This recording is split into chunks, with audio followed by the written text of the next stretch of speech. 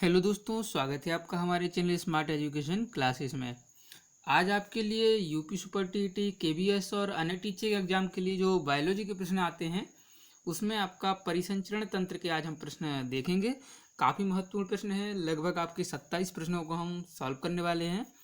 8वां video है इस series का। अगर आपने पहले के वीडियोज़ नहीं देखे हैं तो उनका प्लेलिस्ट का लिंक आपको डिस्क्रिप्शन में नीचे दिया गया है, वहाँ से जाकर देख सकते हैं। और चैनल को अभी तक सब्सक्राइब नहीं किया है, नए हैं तो सब्सक्राइब कर लें, बेल आइकन दबा दें, जिससे आपको आगामी वीडियोज़ का नोटिफिकेशन मिलता रहेगा। वीडियो अच्छा लगे तो लाइक और शेयर जरूर करिएगा। शुरुआत करते हैं पहले प्रश्न के साथ।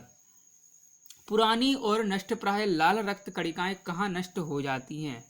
प्रश्न में पूछा गया है कि जो आपकी आरबीसी होती हैं, रेड ब्लड सेल्स, वो कहाँ नष्ट हो जाती हैं? प्लीहा में, यकृत में, आमाशय में, या फिर आपका अस्थि मज्जा में, जिसे कहते हैं बोन मैरो। तो आपको बताना है कि इसका सही उत्तर क्या है। तो इसका जो सही उत्तर है वो है प्लीहा, यानी कि स्प्लीन कहते हैं जैसे। और इसमें तो होती है नष्ट, लेकिन आपका पूछा जाए कि इनका निर्माण कहाँ होता है, तो निर्माण होता है इनका अस्थि मज्जा यानी कि बोन मैरो में। बोन मैरो क्या होता है आपका? अस्थि मज्जा, जो आपकी बड़ी बड़ी हड्डियाँ होती हैं उनके बीच में जो खाली जगह होती है उसे कहते हैं बोन मैरो, और उसी में क्या होता है आपका रेड ब्लड सेल्स का निर्माण होता है। पूछा जाता है कि आरबीसी का जीवन काल कितना होता है, तो वो 120 दिन का होता है। ये भी आप याद रखिएगा, जिन्हें वैज्ञानिक भाषा में क्या कहते हैं? इरीथ्रियोसाइट कहते हैं। चलिए अगला दूसरा प्रश्न है कि रोग प्रतिकारकों को उत्पन्न करने वाला सेल कौन सा है? Red blood cells, neutrophil, lymphocytes, या फिर आपका प्लेटलेट्स। तो रोग प्रतिकारकों को उत्पन्न करने वाला सेल कौन सा होता है बताइएगा? ये होता है आपका लिम्फोसाइट्स, जो क्या होते हैं? कणिका विहीन श्वेत रुधिराणु होते हैं, यानी कि डब्ल्यूबीसी आपकी होती हैं। आगे बढ़ेंगे। एड्स के विषाणु किसे नष्ट कर देते हैं? न्यूट्रोफिल, बेसोफिल, लिम्फोसाइट्स, या फिर आपका मोनोसाइट्स। तो जो एड्स के विषाणु हैं वो आपका डब्ल्यूबीसी को यानी कि लिम्फोसाइट्स को नष्ट कर देते हैं। इसमें क्या होता है कि आपके जो आपका जो रोग का पता है वो नहीं चल पाता है और अंदर ही अंदर रोग बढ़ जाता है। चलिए चौथा प्रश्न है, रक्त में हीमोग्लोबिन एक सम्मिश्रण प्रोटीन है जिसमें भरपूर मात्रा में पाया जाता है। लौह, रजत, तांबा, या फिर आपका स्वर्ण। तो पूछा गया है कि हीमोग्लोबिन में क्या पाया जाता है, तो इसमें पाया जाता है आपका आयरन, यानी कि लोहा। जिसके कारण क्या होता है आपका हीम नामक पिगमेंट के कारण आपका जो ब्लड है उसका रंग लाल होता है। और हीमोग्लोबिन का कार्य क्या होता है? O2 का परिवहन करना, साथ ही जो Ce2 आपके शरीर में है उसको वापस शरीर से निकालना। चलिए अगला प्रश्न है पांचवा कि यदि व्यक्ति को गलत प्रकार का रक्त दे दिया जाता है तो निम्नलिखित में से क्या परिणाम होता है? सभी धमनियां जो हैं संकुचित हो जाती हैं, सभी धमनियों का विस्तार हो जाता है, तीसरा है आरबीसी का संश्लेषण हो जाता है, और चौथा दिया है तिल्ली और लिम्फ नोड्स में विकृति आ जाती है। तो इसका जो सही उत्तर है वो क्या है आपका? सभी धमनियां संकुचित हो जाती हैं। यदि किसी आप व्यक्ति को गलत प्रकार का रक्त चढ़ा देते हैं, चढ़ना है ए पॉजिटिव चढ़ा देते हैं, बी पॉजिटिव, सी या ए बी पॉजिटिव चढ़ा देते हैं, कुछ भी गलत कर देते हैं, तो उसकी जो है सभी धमनियां वो हैं संकुचित यानी कि सिकुड़ जाएंगी। उनमें क्या होगा कि आपका जो थक्का है ब्लड का वो अंदर ही अंदर जम जाएगा। चलिए अगला प्रश्न है छठवां कि जोड़ पर यूरिक एसिड क्रिस्टलों का एकत्र हो जाना कहलाता है? गठिया का, अस्थि सूरितर का, या अस्थि मृदता का, या फिर रिकेट्स का। तो बताइए क्या कहलाता है? इसका जो सही उत्तर है वो क्या है? गठिया रोग। आपके जो जोड़ होते हैं, जैसे आपके पाँव के जोड़ हो गए, घुटनों के, हाथों के जोड़ हो गए, इनमें क्या है अगर यूरिक एसिड जम जाता है क्रिस्टल के रूप में तो वो क्या कहलाता है? गठिया रोग कहलाता है। चलिए अगला प्रश्न है, सार्वत्रिक रक्तदाता वे लोग हैं जिनका रुधिर वर्ग होता है ए, बी, ए बी, या फिर आपका ओ। चार विकल्प दिए गए, तो इसका सही उत्तर है वो है क्या आपका ओ। सार्वत्रिक रक्तदाता कौन कहलाता है? जिनका ब्लड ग्रुप ओ होता है, और सर्वग्राही जो सबका ग्रहण कर सकते हैं वो क्या होते हैं? ए बी होते हैं। ओ पर क्या होता है कि कोई भी एंटीजन अनुपस्थित होता है, और ए बी पर क्या होता है आपका? एंटीबॉडी अनुपस्थित होता है, ये भी याद रखिएगा। अगला है प्रश्न देखिए, कौन सा रक्त समूह सर्वदाता कहलाता है? O positive, O negative, A B negative, या फिर ए बी पॉजिटिव। तो इसका जो सही उत्तर है वो क्या है आपका? ओ नेगेटिव, ओ नेगेटिव जो है रक्तदाता क्या कहलाता है? सर्वदाता। और जो आपका ए बी पॉजिटिव होता है वो क्या कहलाता है? सर्वग्राही। ये भी आप याद रखिएगा। अगला प्रश्न है, यदि माता पिता में से किसी एक का रुधिर वर्ग ए बी है और दूसरे का ओ है तो उनके बच्चे का संभावित रुधिर वर्ग होगा, क्या होगा? ए या B, A B O, A B O, या फिर ए बी या फिर ओ। तो देखिए इसका निकालने का एक तरीका होता है। मान लीजिए एक का क्या बताया गया है? ए बी है और दूसरे का क्या है? ओ है। ठीक है, चलिए थोड़ा छोटा लिखते हैं। एक का क्या दिया है आपको? ए बी दिया है और दूसरे का क्या दिया है? ओ दिया है। तो इसमें आपको क्या करना था? जहाँ पर स्पेस खाली है वहाँ पर आपको एक और ओ बढ़ा लेना है। अब इसका क्या करना है आपको? मल्टीप्लाई करना है इसको सब में। कैसे करेंगे वो देखते हैं। तो देखिए जैसे ए का होगा ओ में तो क्या हो जाएगा? ए ओ। और उसके बाद होगा फिर से तो फिर हो जाएगा ए ओ। फिर हो जाएगा बी का तो बी ओ। और फिर हो जाएगा बी ओ। तो अब ऐसा कोई ग्रुप तो होता नहीं है, तो सब में से आपका जो ओ है वो कट हो जाएगा। तो क्या बचेगा? ए, यानी कि ए की जो है 50% चांस है और बी के भी 50% चांस है। 25 25 25 25। ठीक है, तो इसका जो सही उत्तर होगा क्या होगा? ए और बी, इनमें से कुछ होगा। चलिए आगे बढ़ेंगे। अगला प्रश्न है, सर्वग्राही कौन से रुधिर वर्ग का होता है? यानी कि जो सबका ग्रहण कर सकते हैं वो कौन सा होता है? आपको बताया गया है ए बी होता है। आगे 11वां प्रश्न है, मनुष्य में रक्तचाप सामान्यता कितना होता है? 120/90, 120/80, 140/90 या फिर 140 से 100। तो इसका जो सही उत्तर है वो क्या है? 120/80। जो मनुष्यों में रक्तचाप सामान्यता होता है वो कितना होता है? 120/80 होता है मनुष्यों का रक्तचाप। जैसे 120 क्या होता है आपका? प्रकुंचन दाब, जिसे क्या कहते हैं? Systolic pressure. और 80 क्या कहलाता है आपका? Diastolic pressure. ठीक है, यानी कि जो न्यूनतम सीमा होती है। चलिए आगे बढ़ेंगे। 12वां प्रश्न पूछा गया है कि रक्तदाब का नियंत्रण कौन करता है? अधिवृक्क ग्रंथि, अवटु ग्रंथि, थाइमस ग्रंथि या फिर पीत पिंड। तो इसका जो सही उत्तर है वो क्या है आपका? एड्रिनल ग्रंथि, यानी कि अधिवृक्क ग्रंथि। ये क्या करती है? आपके रक्तदाब को नियंत्रण करती है। यदि शरीर में क्या होता है कि रक्तदाब कम हो जाता है तो एड्रिनल ग्रंथि है जो इससे क्या होता है? एड्रिनल हार्मोन निकलकर रक्तदाब को बढ़ाता है। चलिए आगे है, हाइपरटेंशन शब्द किसके लिए प्रयोग होता है? हृदय की गति तेज होने के लिए, हृदय की गति धीमी होने के लिए, रक्तचाप घटने के लिए या फिर रक्तचाप बढ़ने के लिए। तो इसका सही उत्तर है रक्तचाप बढ़ने के लिए हम किस शब्द का प्रयोग करते हैं?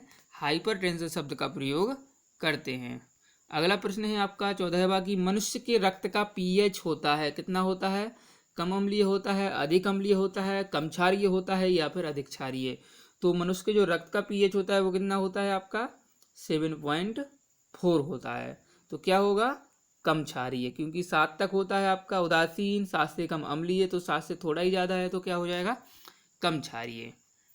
चलिए अगला प्रश्न है 15वां, रक्त का कौन सा घटक रक्त में सबसे अधिक मात्रा में पाया जाता है? आरबीसी, प्लाज्मा, रक्त प्रोटीन या फिर श्वेत रक्त कोशिकाएं।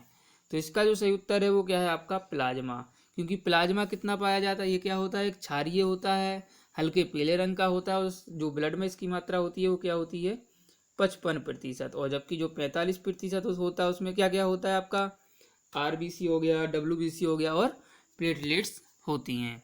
चलिए अगला प्रश्न है, वयस्क मानव रुधिर की सामान्य मात्रा होती है, यानी कि पूछा गया है कि जो रुधिर की मात्रा कितनी होती है एक एडल्ट पर्सन में, तो वो होती है 1 लीटर, 3 लीटर, 5 लीटर या फिर 7 लीटर। तो इसका सही उत्तर है 5 लीटर, यानी कि 5 लीटर जो है एक क्षमता होती है वयस्क मनुष्य की।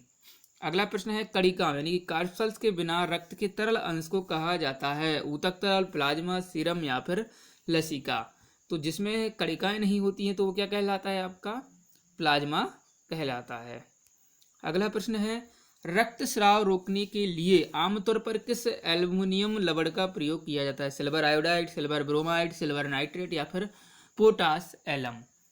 तो इसका जो सही उत्तर है वो क्या है आपका? Potash alum. पोटास एलम को क्या कहते हैं? फिटकरी। फिटकरी कहते हैं, जिसका आपने सूत्र आना चाहिए आपके लिए, जो रासायनिक केमिकल फिट जो इसका सूत्र है क्या होता है? K2SO4 Al2SO4 का होल थ्राइज इंटू 24H2O। ये होता है आपका फिटकरी का सूत्र जो आपको याद रखना है। देखिए सिल्वर आयोडाइड कहाँ काम आता है आपका, ये आता है आपका जो कृत्रिम वर्षा होती है उसमें। सिल्वर ब्रोमाइड फोटोग्राफी में काम आता था जब वो रील टाइप की बनती थी। और सिल्वर नाइट्रेट क्या होता है आपका, जो आप बोट डालने जाते हैं तो वो इंक होती है ना, तो वो क्या होता है आपका सिल्वर नाइट्रेट। इस प्रश्न का उत्तर सही था पोटास एलम यानी कि फिटकरी। अगला प्रश्न है मानव की लाल रुधिर कणिकाओं का जीवन काल कितना होता है, अनिश्चित, 120 दिन, 180 दिन या जब तक व्यक्ति जीवित रहता है। तो इसका जो सही उत्तर है वो क्या है आपका 19वें प्रश्न का 120 दिन। आरबीसी का जीवन काल 120 दिन। केंचुओं की पृष्ठीय रुधिर वाहिका में रक्त का प्रभाव किस ओर होता है, अधोगामी, पार्श्वगामी या पार्श्वमुखी कह सकते हैं, अग्रगामी या फिर नन, इनमें से कोई नहीं। तो इसका जो सही उत्तर है वो क्या है अग्रगामी। केंचुओं में जो है रुधिर वो क्या है आपने देखा होगा तो उसमें थोड़ा रुधिर जो है आगे की ओर जाता हुआ दिखता है, ठीक है, तो अग्रगामी। 1 मिनट में अगला प्रश्न है 1 मिनट में एक सामान्य मनुष्य डैश सांस लेता है, कितनी बार, 72 बार, 14 से 18 बार या फिर 22 बार या फिर आपका 32 बार। तो यहाँ पर पूछा गया है मनुष्य की श्वसन दर के बारे में, ठीक है, हृदय का यहाँ कोई संबंध नहीं है, इसलिए 72-73 की तरफ ना जाएं। इसका जो सही उत्तर है वो ऑप्शन नंबर 2, 14 से 18 बार एक व्यक्ति जो है वो सामान्य रूप से सांस लेता है। वीडियो अच्छा लग रहा है तो दोस्तों वीडियो को लाइक जरूर करिएगा। चलिए अगला प्रश्न है मनुष्य में रक्त समूह द्वारा खोजा गया, किसने जो है वो रक्त समूह की खोज की थी, लैंडस्टीनर ने, सोरेनसन ने, कैवेंडिश ने या फिर उपरोक्त में से कोई नहीं। तो इसका जो सही उत्तर है वो क्या है आपका लैंडस्टीनर। कार्ल लैंडस्टीनर ने ब्लड ग्रुप की खोज की थी। सोरेनसन ने क्या किया था, पीएच वैल्यू बताई थी। कैवेंडिश ने क्या किया था आपके जो हाइड्रोजन की खोज है वो की थी, हेनरी कैवेंडिश ने। अगला प्रश्न है कई बार पूछा गया है अधिक ऊंचाई पर मानव की लाल रक्त कोशिकाएं क्या होती हैं, बढ़ती हैं, घटती हैं, सामान्य रहेंगी या फिर पहले बढ़ती हैं या फिर घटने लगती हैं। तो इसका जो सही उत्तर है बढ़ती हैं। अगर आप अधिक ऊंचाई पर जाएंगे तो आपकी जो है आरबीसी बढ़ जाती हैं। क्यों बढ़ जाती हैं, क्योंकि ऑक्सीजन की डिमांड वहाँ पर ज़्यादा हो जाती है। देखिए आप पर ऊपर जाएंगे तो क्या होगा, ऑक्सीजन की डिमांड बढ़ेगी, शरीर को ज़्यादा ऑक्सीजन की आवश्यकता पड़ती है। तो क्या होता है ऑक्सीजन का परिवहन कौन करती है आपकी आरबीसी, तो आरबीसी की मात्रा बढ़ने लगती है। अगला प्रश्न है लाल रुधिर कणिकाएं कहाँ पर बनती हैं, प्रश्न पहले भी हो चुका है। तो इसका जो सही उत्तर है वो क्या है अस्थि मज्जा यानी बोन मैरो में लाल रक्त कणिकाएं बनती हैं। अगला प्रश्न है रक्तचाप मापने के उपकरण का क्या नाम है, स्फिग्नोमैनोमीटर, राडार, थर्मामीटर या फिर आपका नन ऑफ दीज। तो इसका जो सही उत्तर है वो है स्फिग्नोमैनोमीटर, ठीक है। रक्तचाप मापते हैं किससे, स्फिग्नोमैनोमीटर। आप जाते होंगे डॉक्टर के पास तो वो एक पट्टा पहले आपके यहाँ कलाई हाथ में लपेटता है, फिर उसमें एक पारा जो होता है एक मीटर, उसमें वो पारा ऊपर नीचे होता है। चलिए थर्मामीटर से क्या नापते हैं, आपका बॉडी का टेम्परेचर, बुखार मापते हैं। अगला प्रश्न है 26 कौन सा हार्मोन रक्त में शर्करा की मात्रा नियंत्रित करता है, टाइलिन, इंसुलिन, हीमोग्लोबिन या फिर नन ऑफ दीज। चलिए तो इसका जो सही उत्तर है वो क्या है टाइलिन तो आपका लार में होता है, हीमोग्लोबिन आपका ब्लड में लोहा ज़्यादा पाया जाता है इसमें लोहे, ठीक है। तो क्या बचा इंसुलिन। इंसुलिन क्या करता है आपका जो बॉडी में क्या करता है आपकी ग्लूकोज की शर्करा की मात्रा को नियंत्रित करता है। इससे क्या होता है आपका अगर ये कम ज़्यादा होता है तो आपको डायबिटीज यानी कि जो शुगर कहते हैं जैसे वो हो जाता है, जैसे साइलेंट किलर भी कहा जाता है, जैसे मधुमेह रोग कहते हैं, मधुमेह। चलिए आगे बढ़ेंगे, आखिरी प्रश्न है आज का स्फिग्नोमैनोमीटर किस में रक्तदाब को मापता है, सिराओं में, धमनियों में, हृदय में या फिर यकृत में। तो आपके जो हाथ में लगाया जाता तो यहाँ पर क्या होती हैं धमनियाँ। तो इसका सही उत्तर क्या है धमनियों में। जो स्फिग्नोमैनोमीटर है वो आपका धमनियों में रक्त को मापता है। तो इतने प्रश्नों में 27 में से आपके कितने सही निकले हैं कमेंट बॉक्स में जरूर बताइएगा। वीडियो अच्छा लगे तो लाइक करिए, शेयर करिए और चैनल को सब्सक्राइब नहीं किया है तो सब्सक्राइब कर लीजिएगा। धन्यवाद दोस्तों, मिलते हैं अगले वीडियो में। जय हिंद, जय भारत।